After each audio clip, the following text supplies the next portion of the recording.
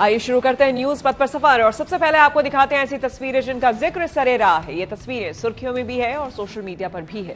इनसे आपका बाखबर होना बेहद जरूरी है क्योंकि चौराहे पर इन्हीं की चर्चा है। और चर्चा अजंता की गुफाओं के सैर के लिए पहुंचे ब्रिटिश कलाकार रॉबर्ट गिल के ग्रेट ग्रैंडसन डॉक्टर केनेथ डुकाटेल की भी है।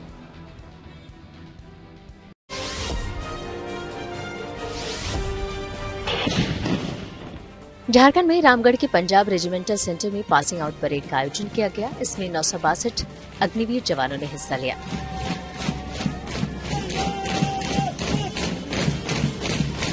भव्य परेड के बाद इन जवानों ने संविधान और राष्ट्र के प्रति निष्ठा, राष्ट्रीय सुरक्षा, वर्दी का सम्मान और भारतीय सेना की सबसे समृद्ध परंपराओं को बनाए रखने की शपथ ली और इन्हें विधिवत रूप से भारतीय सेना में शामिल कर लिया गया।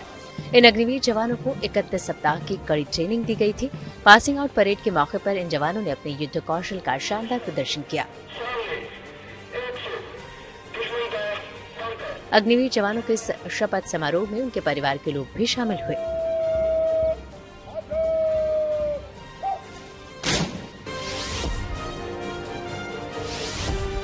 अजंता की गुफाओं में आज एक खास मेहमान पहुंचे। ये और कोई नहीं, विश्वविख्यात अजंता पेंटिंग्स को दुनिया तक पहुंचाने वाले ब्रिटिश कलाकार रॉबर्ट गिल के ग्रेट ग्रैंडसन यानी परपोते डॉक्टर केनेथ डुकाटेल हैं।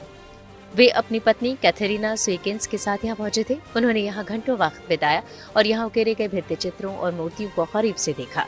गुफाओं के भीतर घूमते हुए डॉक्टर डुकाटेल कई बार रुककर उन पेंटिंग्स को देखते रहे जिनकी कॉपी उनके परदादा ने लगभग 200 साल पहले कैनवास पर उतारी थी। अजंता घूमने के बाद डुकाटेल दंपत्ति पारुल की समाधि पर पहुंचे और उन्हें पुष्पांजलि अर्पित की। उन्होंने कहा कि उनके लिए ये भावनात्मक अनुभव रहा। उन्होंने भारत सरकार की सराहना की कि सरकार और यहाँ की टीम इस धरोहर को बेहद संवेदनशीलता और सम्मान के साथ संरक्षित कर रही है।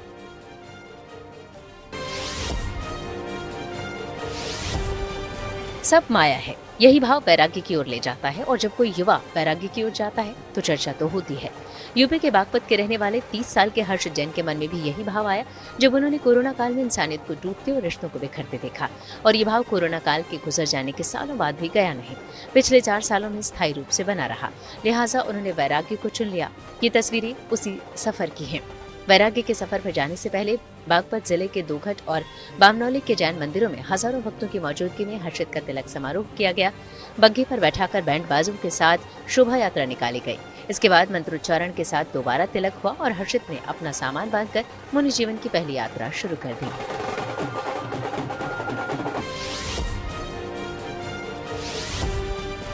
अमृतसर के चित्रकार जगजोत रूबल ने रूसी राष्ट्रपति व्लादिमीर पुतिन की अनूठी पेंटिंग बनाई है। ये पेंटिंग बनाने में उन्हें करीब 14 दिन लगे हैं और ये तस्वीर वो रूसी राष्ट्रपति को गिफ्ट करना चाहते हैं। इससे पहले भी रूबल प्रधानमंत्री और राष्ट्रपति से लेकर कई बॉलीवुड हस्तियों की तस्वीर बना चुके हैं।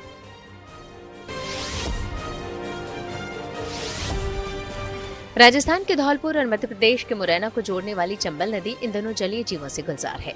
असल में सर्दी के इस मौसम में गुनगुनी धूप का आनंद लेने के लिए मगरमच्छ हो या घड़ियाल या फिर कछुए सब नदी किनारे धूप सेकते नजर आ रहे हैं। नदी किनारे की ये तस्वीरें सैलानियों को खूब भा रही हैं। मगरमच्छ और घड़ियाल की ऊपरी परत काफी मोटी होती है, इसलिए ये धूप में मुंह खोलकर आराम करते हैं और दिन में कई घंटे धूप का आनंद लेते हैं। चंबल नदी में 2462 घड़ियाल, 1074 मगरमच्छ, 111 डॉल्फिन और कछुए हैं।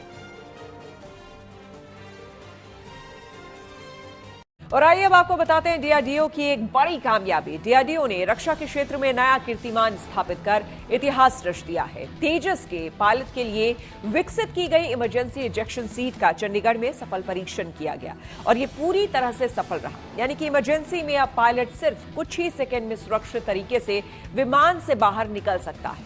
फाइटर जेट में तकनीकी खराबी या फिर क्रैश से पहले अपनी जान बचाने के लिए पायलट इस इजेक्शन सीट का इस्तेमाल करते हैं।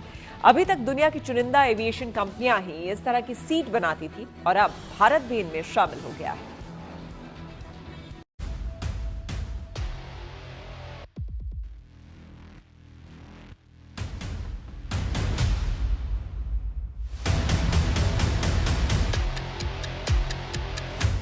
ये तस्वीरें आत्मनिर्भर और शक्तिशाली भारत की बेजोड़ मिसाल हैं।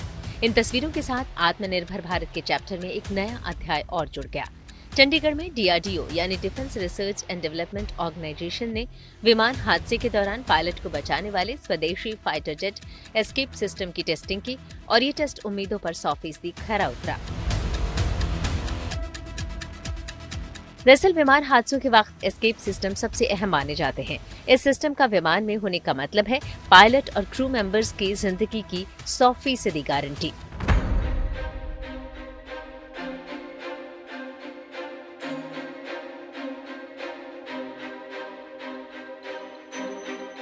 अब ये जानना दिलचस्प है कि आखिर इस परीक्षण को अंजाम कैसे दिया गया और ये तस्वीरें देखकर दुनिया दंग क्यों है।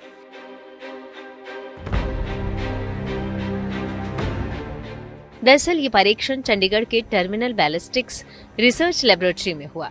वहां बनी रेल ट्रैक रॉकेट स्लेड सुविधा पर इस परीक्षण को अंजाम दिया गया। इसमें तेजस विमान के आगे के हिस्से को 2 रॉकेट स्लेड पर रखा गया। कई ठोस ईंधन वाले रॉकेट मोटर्स को एक एक करके जलाया गया, जिससे स्लेड सटीक और तेज गति तक पहुंचा। जिसके बाद विमान का ऊपर का शीशा सही तरीके से टूटा और इजेक्शन सीट ने सही वक्त पर पायलट डमी को बाहर फेंका, जिसके बाद पैराशूट खुला और डमी सुरक्षित जमीन पर उतर आया। रक्षा क्षेत्र में आत्मनिर्भरता को लेकर डीआरडीओ ने एक नई उड़ान भरी है। जब किसी लड़ाकू विमान में किसी इमरजेंसी के दौरान अगर पायलट को इंजेक्शन करना होता है, उस दौरान जो इंजेक्शन सीट या सूट होता है वो अभी तक भारत विदेशों से लेता था, खासतौर से जो स्वदेशी लड़ाकू विमान LCA तेजस है उसको लेकर। और अब इस टेस्ट के बाद जो high speed rocket sled test किया गया उसमें 800 किलोमीटर की रफ्तार का ये सफल टेस्ट रहा है। और अब भारत उन कुछ चुनिंदा देशों में शामिल हो गया है जिनके पास इस तरह की तकनीक है कि जब किसी लड़ाकू विमान में उड़ान के दौरान अगर इमरजेंसी के दौरान पायलट को इंजेक्शन करना हो, जहाज से बाहर निकलना हो, तो उसके लिए जो सीट है, जो सूट है, वो भारत अब डीआरडीओ देश के अंदर बना सकता है। ये टेस्ट चंडीगढ़ में आडा के साथ जो एजेंसी में मिलकर डीआरडीओ ने किया है, और उसको लेकर खासतौर से चाहे रक्षा मंत्री की बात की जाए, उन्होंने डीआरडीओ को बधाई दी है। और इस वक्त जब भारत खुद अपना स्वदेशी लड़ाकू विमान तेजस बना रहा है, तो उसका जो एक बहुत महत्वपूर्ण कंपोनेंट है वो भी अब देश के अंदर बनकर तैयार हो रहा है। इस परीक्षण में पायलट की सुरक्षा सुनिश्चित करने के लिए मानव जैसी डमी का प्रयोग किया गया। तेजस के अगले हिस्से को रॉकेट स्लेड पर रखा गया और करीब 800 किलोमीटर प्रति घंटे की रफ्तार आने पर विमान की कैनोपी सही ढंग से टूटी, जिससे एग्जिट सिस्टम ने डमी को बाहर फेंका और पैराशूट की मदद से पायलट की डमी जमीन पर उतरी। एग्जिट के दौरान पूरी प्रक्रिया को रिकॉर्ड किया गया और इसी परीक्षण में ये जांचा परखा गया कि इमरजेंसी में विमान की कैनोपी सही तरीके से टूटकर हटती है या नहीं, पायलट की इजेक्शन सीट समय रहते बाहर निकलती है या नहीं, और पूरा बचाव तंत्र ठीक से काम कर पाता है या नहीं। जो डीआरडीओ ने अभी टेस्ट किया है, और ये बहुत महत्वपूर्ण टेस्ट है, इस प्रकार का टेस्ट करने की क्षमताएं एशिया में केवल 2 और देशों के पास है। भारत तीसरा देश है और पूरे विश्व में लगभग 9 देश ऐसे हैं जिनके पास ऐसी फैसिलिटीज है। तो ये क्या फैसिलिटीज है? इसका नाम है पेंटारेल रॉकेट स्लेज टेस्ट फैसिलिटी। इसमें क्या है कि लगभग 4 किलोमीटर की एक रेल लाइनें हैं, पैरेलल लाइन है, जिन पे कि एक रॉकेट की मदद से, यानी जो जिस चीज को हमने उस पर स्लेज लगी होगी और उस स्लेज को गति प्रदान करने के लिए रॉकेट्स का इस्तेमाल किया जाता है। इस 4 किलोमीटर के दौरान जो गति है वो लगभग 2 मैक तक पहुंचाई जा सकती है। और इसमें क्योंकि 5 रेल हैं, तो हम अपने सामने से आने वाले भी जो हैं 2 स्लेज लगा करके उसको गति को दुगना भी कर सकते हैं। तो अभी जो टेस्ट किया है इसमें केवल, जैसा कि प्रेस रिलीज में बताया गया, 800 किलोमीटर प्रति घंटे की रफ्तार से इसको टेस्ट को किया गया। फाइटर जेट में तकनीकी खराबी या फिर क्रैश से पहले अपनी जान बचाने के लिए पायलट इस इजेक्शन सीट का इस्तेमाल करता है। अभी तक दुनिया की चुनिंदा एविएशन कंपनियां ही इस तरह की सीट बनाती थी। फिलहाल भारत के अधिकतर फाइटर जेट में मार्टिन बेकर कंपनी की सीट लगी है। भारत के लिए ये टेस्ट इसलिए खास है क्योंकि दुनिया में अभी अमेरिका, रूस, फ्रांस ही अपने यहाँ इतनी तेज गति वाला डायनामिक इजेक्शन टेस्ट कर सकते हैं। अब भारत भी चुनिंदा क्लब में शामिल हो गया है। ये टेस्ट उन परीक्षणों से अलग है जो स्टैटिक कहे जाते हैं। इसी टेस्ट से ये तय होता है कि असली उड़ान के समय पायलट की जान बचेगी या नहीं। फाइटर जेट्स के दुर्घटनाग्रस्त होने की स्थिति में पायलट की जान बचाने के लिए एस्केप सिस्टम ही आखिरी उम्मीद होता है। ये सिस्टम पायलट को खतरे की स्थिति में कुछ ही सेकंड में सुरक्षित बाहर निकालता है। जब इसका इंजेक्शन करना होता है तो 3 चीजें बहुत प्रमुख हो जाती हैं जिनका अपने सही समय पर होना बहुत आवश्यक होता है। एक तो है कि जो पायलट की सीट के नीचे रॉकेट लगा होता है वो पायलट को हवा में ऊपर उछाल देगा, लेकिन उसके ऊपर कैनोपी है। तो कैनोपी को इससे पहले कि पायलट का सिर उस कैनोपी से टकराए उससे पहले इस कैनोपी को हटना होता है। और क्योंकि ये काम मिली सेकेंड्स में होना है तो पूरी कैनोपी के नीचे एक लेयर लगाई जाती है एक्सप्लोसिव्स की। तो बहुत सही समय पर जैसे ही पायलट अपनी सीट का बटन दबाता है पहले तो कैनोपी में ये विस्फोट होगा और कैनोपी जो है ऊपर उड़ जाएगी और उसके साथ ही उसके तुरंत बाद सीट के जो रॉकेट हैं वो ऑन हो जाएंगे और वो पायलट को सीट समेत हवा में उछाल देंगे और काफी ऊपर उछाल देंगे ताकि अगर मान लीजिए विमान उस समय जमीन के बहुत नजदीक है या गर्दनी पे भी आ चुका है तो भी ये सीट काम करेगी। इसको इतना ऊंचा उछाल देगी कि इसके पैराशूट्स को खुलने का समय मिल जाए। और फिर तीसरा काम क्या होगा कि सही समय पर पैराशूट्स को खुलना होगा। तो इन तमाम सीक्वेंस को इसमें हमने देखा और इसको पूरा डाटा एनालिसिस करके जो हमारा तेजस पहले विश्व रिकॉर्ड है इसका बहुत ही सुरक्षित एयरक्राफ्ट है तो उसकी सुरक्षा को हम और अधिक पुख्ता करेंगे। इस टेस्ट को भले डीआरडीओ की टीम ने अंजाम दिया, लेकिन इसमें एरोनॉटिकल डेवलपमेंट एजेंसी एचएएल और भारतीय वायुसेना के अधिकारियों की भी भागीदारी रही। डीआरडीओ की इस कामयाबी पर रक्षा मंत्री ने बधाई दी है और इसे आत्मनिर्भरता की दिशा में भारत की स्वदेशी रक्षा क्षमता के लिए एक महत्वपूर्ण मील का पत्थर बताया है। जाहिर इस परीक्षण के बाद अब भारत को विदेशी कंपनियों से महंगी इजेक्शन सीट खरीदने की जरूरत नहीं पड़ेगी और पायलटों की सुरक्षा और मजबूत होगी। ये डीआरडीओ के साथ साथ भारत के लिए बड़ी उपलब्धि मानी जा रही है।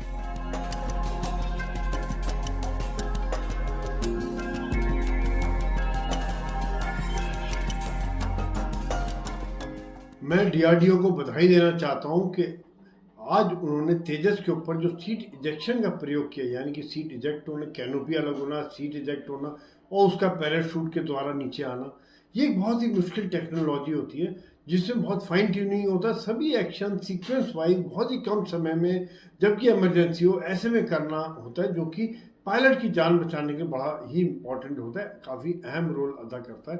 और ये टेक्नोलॉजी आज दुनिया में बहुत कम देशों के पास है। भारत ने जो प्रयोग किया है ये वाकई में भारत को एक टेक्नोलॉजी के क्षेत्र में, आत्मनिर्भरता के क्षेत्र में एक बहुत बड़ा कदम है। रक्षा मंत्रालय ने कहा कि इस जटिल परीक्षण से भारत उन चुनिंदा देशों की श्रेणी में आ गया है जिनके पास उन्नत स्वदेशी निकासी प्रणाली के परीक्षण की क्षमता है। इससे पहले ये सुविधा अमेरिका, रूस और फ्रांस जैसे विकसित देशों के पास ही थी। दिल्ली से मंजीत नेगी के साथ bureau report, good news today.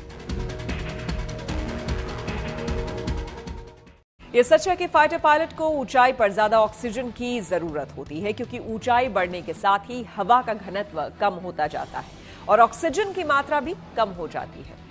ऐसे में फाइटर पायलट को हाई ऑल्टीट्यूड यानी कि काफी ऊंचाई पर फ्लाई करते वक्त ज्यादा ऑक्सीजन की जरूरत होती है और अगर किसी वजह से एयर सिस्टम फेल हो जाता है तब भी पायलट को ज्यादा ऑक्सीजन की सप्लाई जरूरी होती है। ऐसे मुश्किल हालात के लिए पायलटों को 40 मिनट का बैकअप दिया जाता है। इसके अलावा वाइट बॉटल में इमरजेंसी ऑक्सीजन दी जाती है जिसका वो इस्तेमाल कर सकते हैं, जबकि इमरजेंसी में हाई ऑल्टीट्यूड में भी पायलट जेट से एग्जिट कर सकता है। उस वक्त भी उसे एक्स्ट्रा ऑक्सीजन की जरूरत होती है। फाइटर जेट बहुत अधिक ऊंचाई तक जा सकता है जहां हवा का दबाव बहुत कम होता है और ऑक्सीजन अपर्याप्त होती है। ऐसे में पायलटों को ऑक्सीजन की आवश्यकता होती है ताकि वे सचेत रहें और ठीक से काम कर सकें।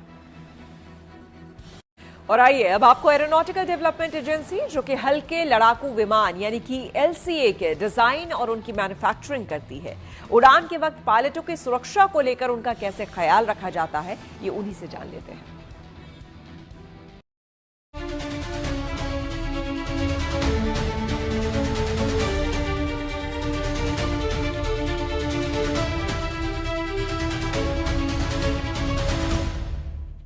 सिस्टम। सो पायलट फ्लाई करता है, सो ऊपर जाते रहते हैं अपने, सो उसका ऑक्सीजन कॉन्सेंट्रेशन ज़्यादा चाहिए आदमी का, पायलट के लिए, टू परफॉर्म बेटर। अगर ये फेल हो जाता है बीच में तो उसके लिए स्टिल कंटिन्यूस हवा चाहिए, ऑक्सीजन एनरिच्ड हवा चाहिए, उसके लिए एक 40 मिनट्स का बैकअप है। सो और दूसरा है कि और एक बैकअप है, इसमें पीछे वाइट बॉटल है, वो इमरजेंसी ऑक्सीजन बोलता है। सो इमरजेंसी टाइम में ये पायलट उड़ जाता है, एयरक्राफ्ट सकते हैं, वो हाई अल्टीट्यूड में भी सेपरेट हो सकता है। सो हाई अल्टीट्यूड में आपको ऑक्सीजन ज़्यादा चाहिए। सो 100% ऑक्सीजन गैसेस इसमें है, वो पूरा हाई अल्टीट्यूड से सेफ अल्टीट्यूड आने तक वो सपोर्ट करता है। This is a windshield of the LCA. For stealth requirement, there is a special coating given on the inner surface of the this thing. At nano level, coating is given in the inner surface. That will scatter the radar signals out, so that you can save the aircraft from the enemy radar. So this special coating, and it is nowhere available in India. So it is a very special coating. It is certified. We are using on the LCA aircraft now. Mumbai की पहली underground tunnel road परियोजना के लिए सुरंग बनाने का काम शुरू। आइए सीधे आपको लिए चलते हैं न्यूज एक्सप्रेसवे पर, जहां देश भर की कुछ और जरूरी खबरें कर रही हैं आपका इंतजार। भारतीय नौसेना ने केरल में तिरुवनंतपुरम के शंगुमुगम बीच पर अपने शौर्य का प्रदर्शन किया। नौसेना के इस ऑपरेशनल डिमोन्स्ट्रेशन में 19 युद्धपोत, 1 सबमरीन, 4 फास्ट इंटरवेंशन बोट और 32 लड़ाकू और निगरानी एयरक्राफ्ट और हेलीकॉप्टर शामिल हुए। नेवी डे सेलिब्रेशन के हिस्से के तौर पर हुए इस ऑपरेशनल डेमोन्स्ट्रेशन को देखने के लिए राष्ट्रपति द्रौपदी मुर्मू मौजूद रहीं। नेवी डे 4 दिसंबर को 1971 के भारत पाकिस्तान युद्ध के दौरान कराची हार्बर पर हुए हमले की याद में मनाया जाता है।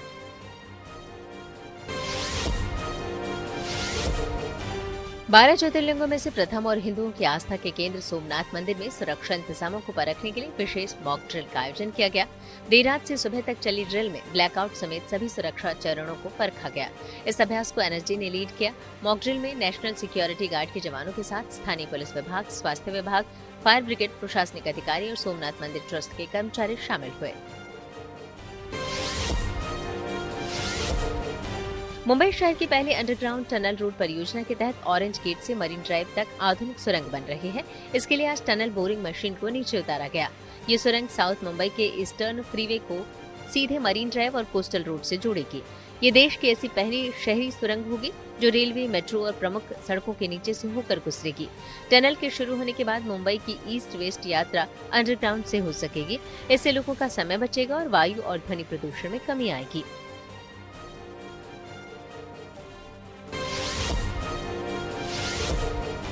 राजधानी के स्कूलों में फर्नीचर की कमी को दूर करने के लिए दिल्ली सरकार के नए फैसले की आज हर जगह चर्चा है। दिल्ली सरकार ने तिहाड़ सेंट्रल जेल फैक्ट्री से 10,000 डुअल डेस्क खरीदने के प्रस्ताव को मंजूरी दे दी है। मुख्यमंत्री रेखा गुप्ता का मानना है कि इस फैसले से स्कूलों में पढ़ाई का माहौल बेहतर होगा और जेल में बंद कैदियों को रोजगार और पुनर्वास के मौके भी मिलेंगे। बिहार के बोधगया में पर्यटन सीजन शुरू होते ही महाबोधि मंदिर से लेकर पूरा बोधगया देशी और विदेशी पर्यटकों से गुलजार हो चुका है। सैलानियों का कहना है कि बोधगया ऐसा लग रहा है जैसे हिंदुस्तान का स्वर्ग हो। बोधगया में समेत Thailand, Mongolia, Vietnam, Sri Lanka, Bhutan सहित कई देशों के पर्यटक और बौद्ध भिक्षु भगवान बुद्ध का दर्शन करने के लिए पहुंच रहे हैं।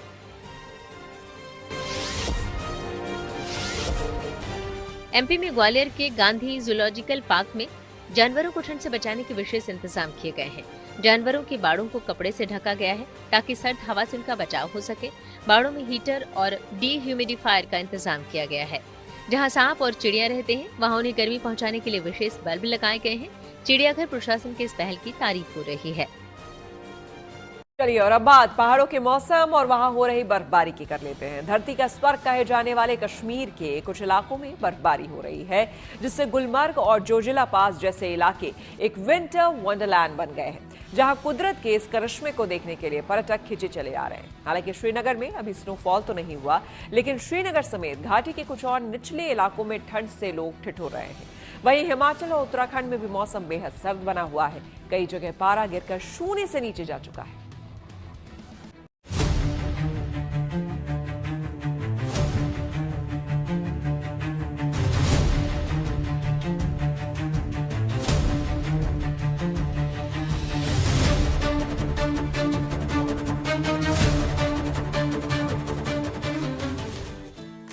दिसंबर की शुरुआत के साथ मौसम का मिजाज बदल गया है। जहां मैदानी इलाकों में ठंडक बढ़ रही है, वहीं पहाड़ों में हो रही बर्फबारी से सैलानियों के चेहरे कुदरत के सफेद श्रृंगार को देखकर रोमांचित हो रहे हैं। जम्मू कश्मीर से लेकर सिक्किम तक हर तरफ बर्फ की सफेद चादर पहाड़ों की प्राकृतिक सुंदरता में चार चांद लगा रही है। ये ताज़ा बर्फबारी कुदरत का श्रृंगार कर रही है, जो पर्यटकों के लिए बहुत बड़ी सौगात है, क्योंकि इसी बर्फबारी को देखने के लिए सैलानी दूर दूर से यहाँ खिंचे चले आते हैं।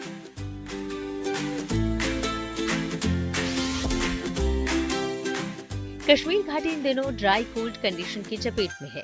कहीं बर्फबारी से सजी खूबसूरत वादियां पर्यटकों को बुला रही हैं, तो वहीं कई इलाकों को बर्फबारी का अभी भी इंतजार है।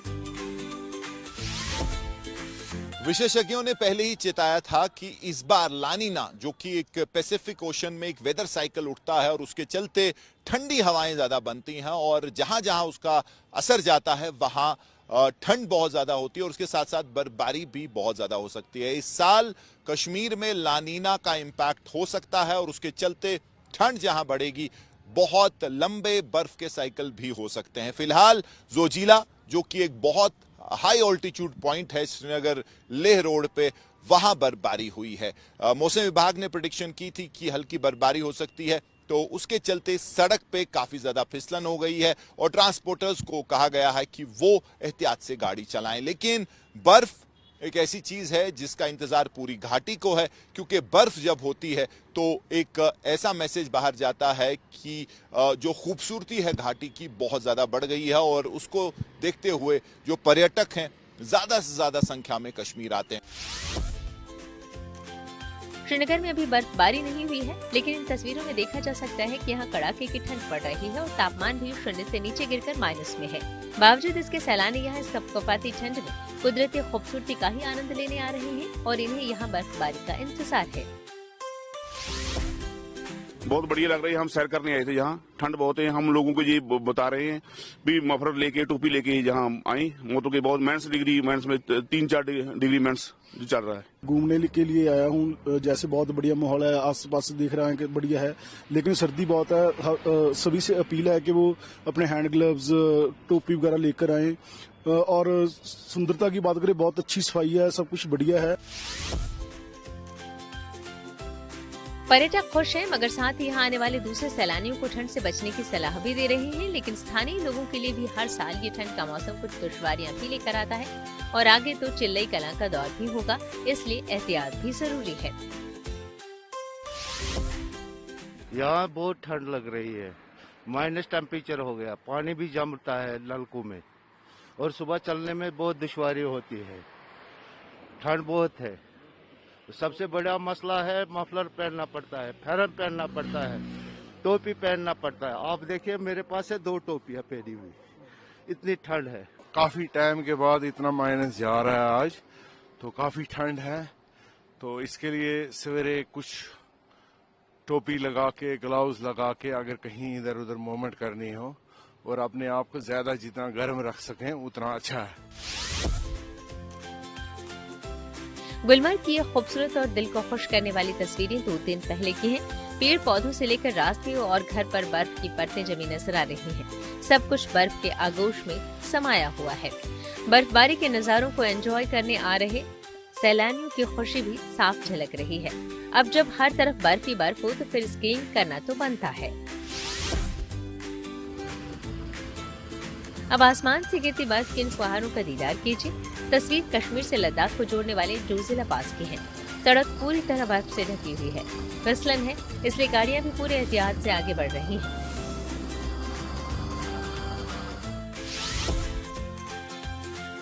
जम्मू कश्मीर के साथ ही हिमाचल प्रदेश में भी मौसम काफी सर्द है। यहाँ भी कई जिलों में तापमान माइनस में दर्ज किया जा रहा है। मौसम विभाग के मुताबिक राज्य के कई इलाकों में पारा 5 डिग्री से नीचे माइनस तक जा पहुँचा है। शिमला में न्यूनतम तापमान 5 डिग्री तक है। यहाँ के कल्या में पारा गिरकर 0 डिग्री तक पहुँच गया है। वहीं नारकंडा का तापमान 2.4 डिग्री बना हुआ है, जबकि मनाली 2 डिग्री और सोलन का तापमान 3 डिग्री सेल्सियस रिकॉर्ड किया गया है। उधर उत्तराखंड में सूखी ठंड पिछले 2 महीने से बनी हुई है। कुछ दिनों से प्रदेश के ज्यादातर हिस्सों में न्यूनतम तापमान सामान्य से नीचे चला गया है, जिसके चलते सुबह और शाम की ठंड में इजाफा हुआ है। हालांकि दिन के समय कई इलाकों में तेज धूप निकलने के बावजूद सर्द हवाओं के कारण कड़ाके की ठंड है। फिलहाल दिसंबर के आगाज के साथ ही ठंड धीरे धीरे पहाड़ों पर अपना असर दिखा रही है। कुछ ऊंचे इलाकों पर हुई बर्फबारी को छोड़ दे तो -डिग्री तापमान में सूखी ठंड सबको कंपा रही है। फिलहाल अब इंतजार बारिश और बर्फबारी का है, क्योंकि तभी पहाड़ी राज्यों की खूबसूरती में निखार आएगा और पर्यटक बर्फबारी का लुत्फ उठाने के लिए यहाँ का रुख करेंगे।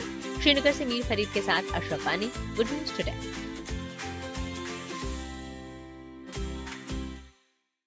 न्यूज पथ पर आगे है धन बाजार, जहां शेयर बाजार से लेकर कारोबार तक की सभी अहम खबरें होती हैं, जिसका सीधा रिश्ता आपकी आमदनी आपकी जेब से होता है। तो तेज रफ्तार खबरों के बीच ये जरूरी खबरें छूट ना जाए, इसलिए सीधे आपको लिए चलते हैं धन बाजार।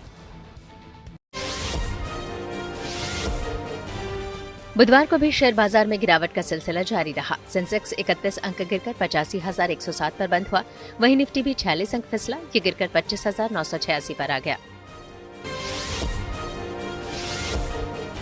सोने की कीमतों में सुधार हुआ। बुधवार को दिल्ली सर्राफा बाजार में सोना 670 रुपए महंगा हुआ। इसके साथ ही दिल्ली में 10 ग्राम सोने की कीमत बढ़कर 1,32,200 रुपए पर पहुंच गई। हालांकि चांदी की कीमतें फिसली। चांदी 460 रुपए सस्ती हुई। अब 1 किलो चांदी की कीमत घटकर 1,80,900 रुपए पर आ गई। बुधवार को डॉलर के मुकाबले रुपया फिसल गया। इसमें 25 पैसे की गिरावट आई। इस तरह 1 डॉलर के मुकाबले रुपए की कीमत 90 रुपए 21 पैसे हो गई। मारुति सुजुकी ने अपनी पहली इलेक्ट्रिक कार ई विटारा का प्रोडक्शन वर्जन रिवील कर दिया है। इसमें 49 और 61 kWh के 2 बैटरी पैक ऑप्शन दिए गए हैं। कंपनी का दावा है कि कार एक बार फुल चार्ज करने पर 543 किलोमीटर से ज्यादा की रेंज देगी। कंपनी से अगले साल की शुरुआत में लॉन्च कर सकती है। बुकिंग जल्द शुरू होगी। ई विटारा को चार्ज करने के लिए मारुति सुजुकी ने भारत के 1100 से ज्यादा शहरों में 2000 से ऊपर चार्जिंग पॉइंट्स लगाए हैं। इसके अलावा 13 चार्जिंग पॉइंट्स ऑपरेटर्स के साथ पार्टनरशिप भी की है। इस पथ के सफर में अब सोशल अड्डा का रुख करते हैं, जहां आज बात होगी देश की पहली सहकारी टैक्सी सर्विस की। कैब में सफर करने वाले यात्रियों को अब नया विकल्प मिल गया है। जी हां, आपको बता दें कि देश की पहली सहकारी टैक्सी सर्विस भारत टैक्सी का दिल्ली में पायलट ऑपरेशन शुरू हो गया है। भारत टैक्सी ऐप पर कार, ऑटो और बाइक तीनों तरह की ट्रांसपोर्ट सर्विस शुरू की गई है। देश के 8 बड़े सहकारी संगठनों के समर्थन से शुरू की गई भारत टैक्सी ऐप पर 51,000 से ज्यादा ड्राइवर ने रजिस्ट्रेशन किया है। भारत टैक्सी ऐप को सहकार टैक्सी कोऑपरेटिव लिमिटेड चलाएगी, जिसे 6 जून 2025 को मल्टी स्टेट कोऑपरेटिव सोसाइटी के तहत रजिस्टर्ड किया गया था। भारत टैक्सी का मुख्य उद्देश्य ग्राहकों को कम कीमत में राइड की सुविधा प्रदान करने के साथ साथ कैब ड्राइवर्स को उनकी मेहनत की पूरी रकम उपलब्ध कराना है। Bharat taxi service zero commission model पर काम करती है, जिससे कि ड्राइवर को पूरी कमाई मिलेगी और प्रॉफिट भी ड्राइवर्स में बटेगा। इस ऐप पर रजिस्ट्रेशन कराने वाले ड्राइवर को सिर्फ दैनिक, साप्ताहिक या फिर मासिक शुल्क देना होगा, जो कि बहुत ही सामान्य रहेगा। फिलहाल भारत टैक्सी सर्विस के लिए दिल्ली के अलावा गुजरात में ड्राइवर रजिस्ट्रेशन चल रहा है और इसे जल्द ही पूरे देश में फैलाया जाएगा। ओला और उबर की तरह ये भी mobile app based cab service है और डिजिटल इंडिया का हिस्सा है। भारत टैक्सी ऐप अभी गूगल के प्ले स्टोर पर डाउनलोड के लिए उपलब्ध है और जल्द ही इसे एप्पल के ऐप स्टोर पर भी लॉन्च किया जाएगा। दिसंबर से मार्च 2026 तक राजकोट, मुंबई, पुणे में भी भारत टैक्सी सर्विस लॉन्च किए जाने की तैयारी है।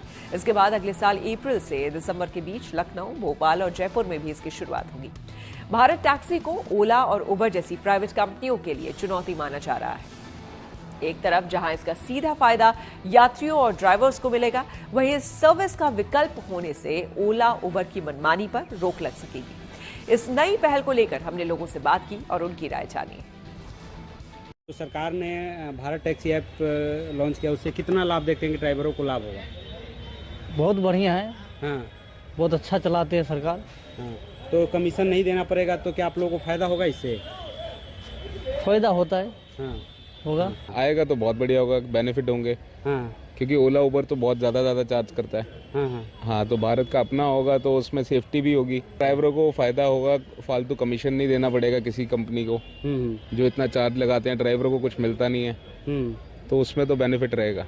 बेस्ट है कि ड्राइवरों के लिए अफोर्डेबल है, 10% उनका बचेगा तो अच्छी बात है ना। इससे क्या वो ड्राइवर्स 10% बटेगा, वो कस्टमर्स को भी 5-6% का कुछ देंगे, तो जो सोचेंगे 10% हमारा बच ही रहा है, इससे कस्टमर्स का भी फायदा होगा, ड्राइवर्स का भी फायदा होगा। देखा जाए तो दोनों की पॉकेट में इनकम सेव्स है। इससे काफ़ी सुविधा होने वाली है और जो भी है ड्राइवरों को इससे बेनिफिट ही होने वाला है, लॉस तो होने वाला नहीं है, बाकी जितना भी है बेनिफिट ही मिलने वाला है इससे।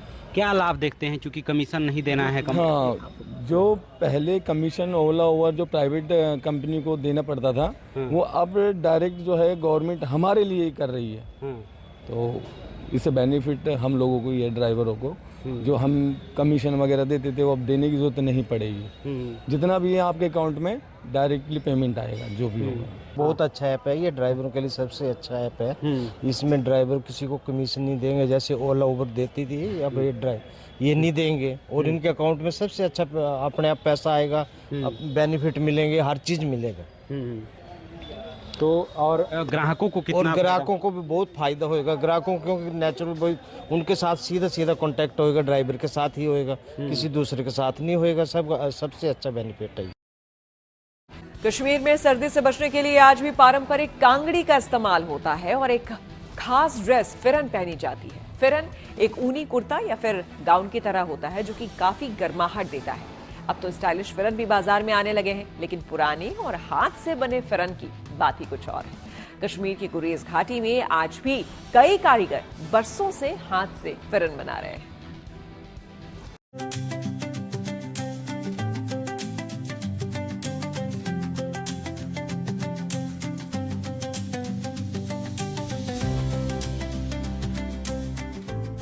इस ताजगी भरी सुबह को महसूस करने के लिए मीलों का सफर तय कर सैलानी कश्मीर पहुंचते हैं। कोहरे में लिपटी सुबह एक अलग एहसास देती है। यही खुशनुमा एहसास देश विदेश से लोगों को धरती पर जन्नत कहे जाने वाले कश्मीर लाता है। कश्मीर के इस मौसम में आपको फिरन पहने लोग दिख जाएंगे। ये यहाँ का आम पहनावा है। फिरन पहने ज्यादातर लोगों के हाथों में केसर वाला कहवा का प्याला भी दिखेगा। कश्मीर में यूँ तो 12 महीने सर्दी रहती है, लेकिन दिसंबर और जनवरी के महीने प्रचंड ठंड वाले होते हैं। ऐसे में कश्मीर के लोग फिरन पहनना पसंद करते हैं। कश्मीर में सबसे ज्यादा ठंड गुरेज घाटी में पड़ती है, जो बर्फ के एतबार से भी जाना जाता है और कड़ाके की ठंड वहां पड़ती है। इस बीच कश्मीर में ठंड से बचने के लिए लोगों के पास नायाब नुस्खा जो है वो एक तो फेरन है और दूसरी कांगड़ी। अगर फेरन की बात की जाए, फेरन की शुरुआत सदियों पहले कश्मीर में ही हुई थी और अब ये देश के साथ साथ दुनिया में भी एक पोशाक के तौर पर मकबूल भी हो रहा है और फैशन भी है। यहाँ तक कि महिलाएं भी अब इस तरह के फेरन का इस्तेमाल करती हैं और ये देश भर में चल रहा है। फिरन एक लंबा ढीला ढाला ऊनी कुर्ता या गाउन होता है। इसकी लंबाई घुटनों से नीचे या टखनों तक होती है। ये अंदर से काफी चौड़ा होता है ताकि कागड़ी उसके अंदर रखी जा सके। कागड़ी मिट्टी की छोटी अंगीठी होती है जिसमें जलते कोयले रहते हैं। औरतों का फिरन आमतौर पर ज्यादा चमकीला और कढ़ाई वाला होता है। लोग फिरन के साथ कश्मीरी टोपी और शॉल भी ओढ़ी जाती है। अब तो शॉर्ट फिरन, जैकेट स्टाइल फिरन, डिजाइनर फिरन भी आने लगे हैं।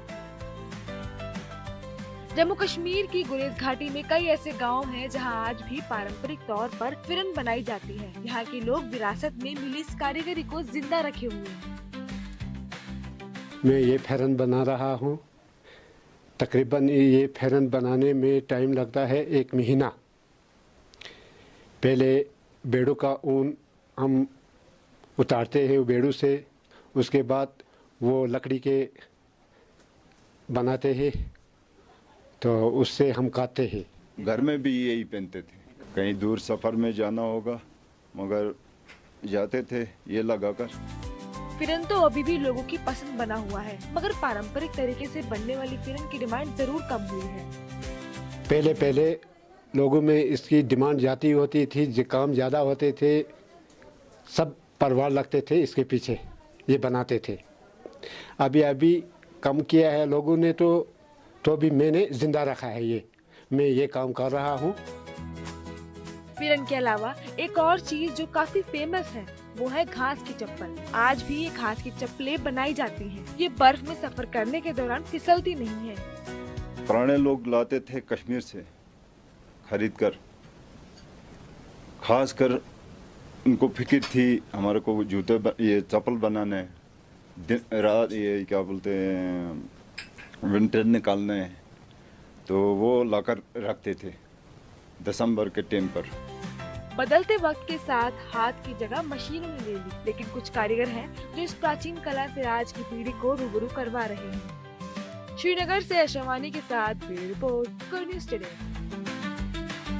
लगातार संघर्ष और तबाही के बीच गाजा पट्टी में शादियों की गूंज। आइए सीधे आपको ले चलते हैं न्यूज एक्सप्रेसवे पर, जहां देश दुनिया की कुछ और जरूरी खबरें कर रही हैं आपका इंतजार।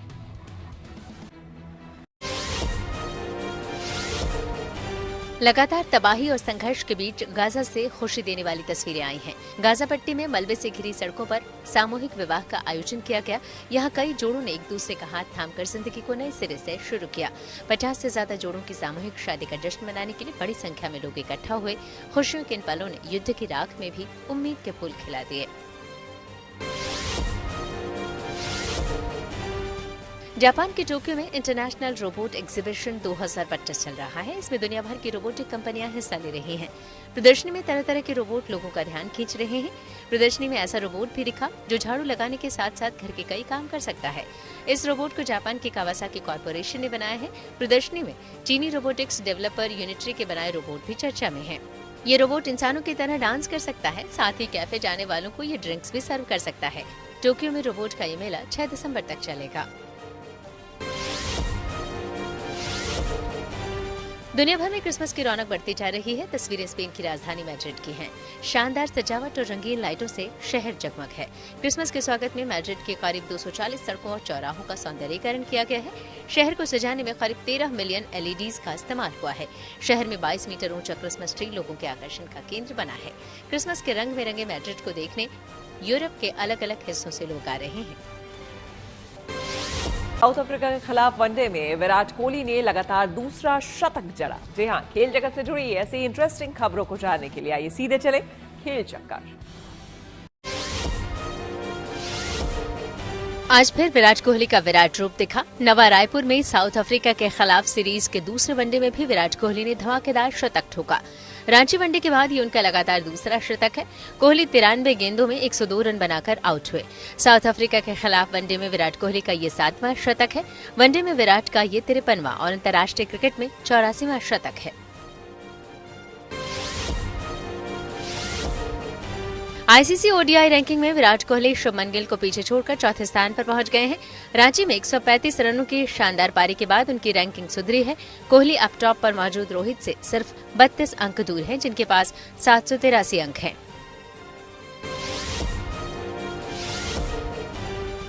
भारत और साउथ अफ्रीका के बीच 5 मैचों की T20 सीरीज के लिए टीम इंडिया का ऐलान हो गया है।